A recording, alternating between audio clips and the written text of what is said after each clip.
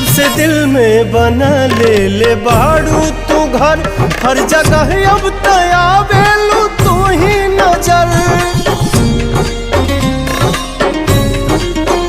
नैना चित चोर ऐसन असर कर गइल, तब से आवाज दिल ही दीवाना भइल।